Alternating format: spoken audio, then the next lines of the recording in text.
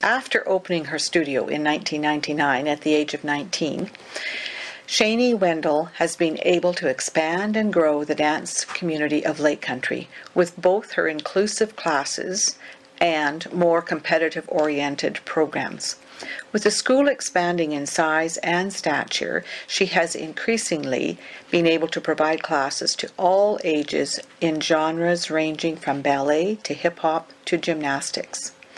Bringing in distinguished choreographers to guest teach has provided Shani, the community, and the students the opportunity to learn from various professionals, resulting in proficient and well-rounded dancers who can hold their own in any dance environment.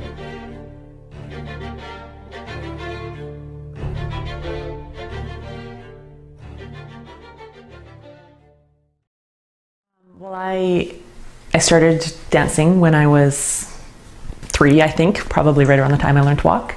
Was born just outside of Calgary and started dancing there, and then we moved to Lake Country when I was 10, I think, and I continued my dance training in Kelowna because there was nothing in Lake Country as far as dance went at that time. And then after I graduated, I moved to Vancouver and I danced there, continued my training for about a year. And then my boyfriend at the time, who's now my husband, decided he wanted to move back to the Okanagan and go to school. And so I moved back with him and we moved back to Lake Country. I started teaching in a studio in Kelowna and I just realized that there was a need for dance in Lake Country. So I started with Sheila Gunn in the community school and we just offered 2 or 3 classes, I think, one evening a week, and the success was huge. So the next year I decided, with lots of help from my husband and my family, that I was going to start the studio. I was always not very athletic. Dance was the only athletic thing I did, but very creative in everything I did. I loved creative writing in school. I loved art classes. We had, George Eliot was such an awesome place to grow up. Jim Holtz was the drama teacher and I was heavily involved in drama and theater, and Rick Davidson was the art teacher and he was phenomenal. We were so lucky to have such amazing teachers at the high school at that time.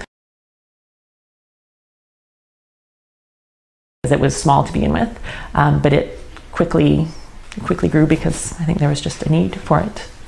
I think we had 70 students, so it was a huge, it was a big number to begin with. I was pleased, and I was young. I was only 19, so it was. I mean, I was happy with the number, but it was small enough to manage. And like I said, I still worked other jobs and balanced and. Because I was so young, I grew up with the studio. We weren't competitive at all when we began. I was the only teacher, so I taught all of the different disciplines. And then slowly, as we began to get more students, I began to hire different teachers. We began to, the studio branched a bit, so now we have a competitive division and a recreational division. We hire guest teachers from all over the world to come and choreograph for the kids. We've competed all over British Columbia. We've traveled to California. They've done workshops and competitions all over, and they do well. They definitely hold their own all over. So it's definitely progressed a lot from where we started.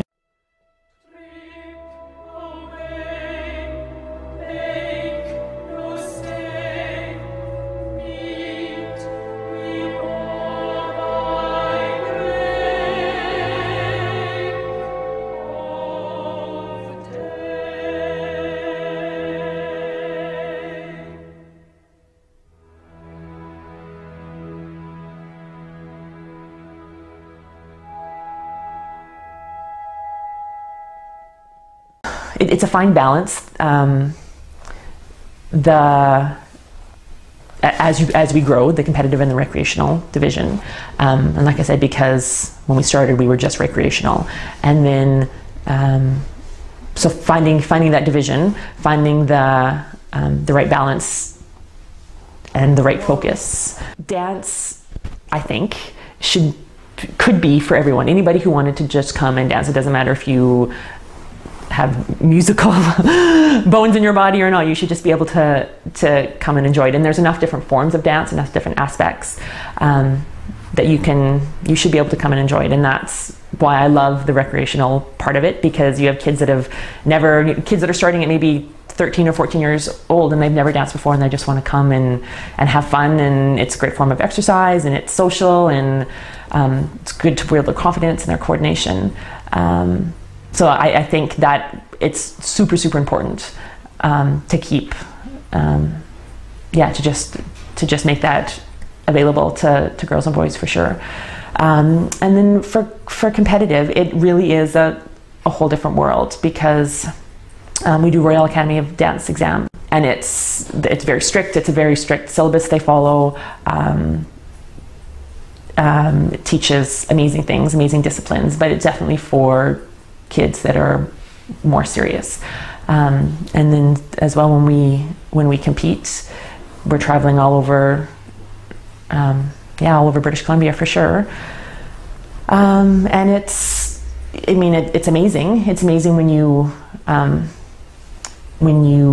give the kids a challenge and you see them train so many hours a week. It's amazing what they can accomplish. And it's amazing team building as well. The thing that we find with exams and with competition is it pushes the kids for more.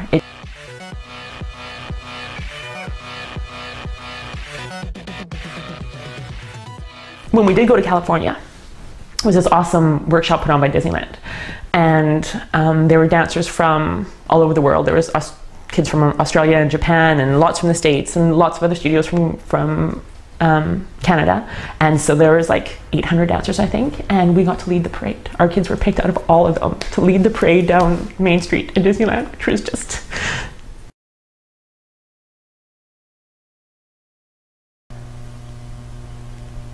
Really, well, again, I said that this is my first, I've said it a couple times, this is my first group of kids that are graduating, and it's like, it chokes me up to see them, because I started teaching them when they were 3, and now they're like getting ready to graduate, and seeing them it's unbelievable. They're really good, and they're just such beautiful girls, and I think I've had a huge hand in raising them. Well, I would say for young people, for sure, don't be afraid to just jump in with both feet.